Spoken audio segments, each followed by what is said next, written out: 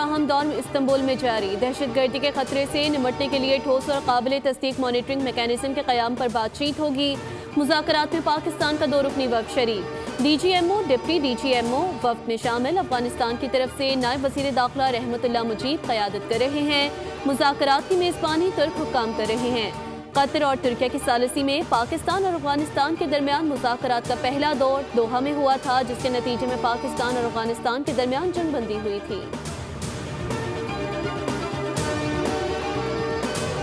अगर अफगान तालिबान के साथ मुज़ाकरात से मामला तय नहीं पाते तो फिर अफगानिस्तान के साथ हमारी खुली जंग है।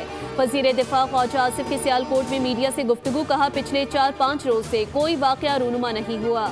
दोहा में जिनसे बात कर रहे थे समझ नहीं आता उन्हें आखिर क्या मसला है। मेहमान नवाजी के बावजूद अफगानिस्तान का हमारे साथ ऐसा रवैया क्यों है। अफगान मुहाजिरीन ने रोजगार और कारोबार पर कब्जा किया हुआ है।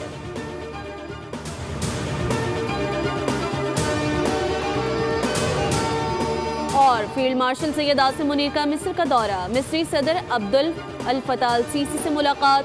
2 तरफा ताल्लुकात और बाहमी ताल्लुकात के मोड़ पर तबादला ख्याल किया गया। ISPR के मुताबिक पाकिस्तान और मिस्र के दोस्ती के रिश्ते को मजीद मजबूत बनाने पर इत्तेफाक किया गया। फील्ड मार्शल ने अमन और इस्तेहकाम के लिए मिस्री क़यादत के किरदार को सराहा।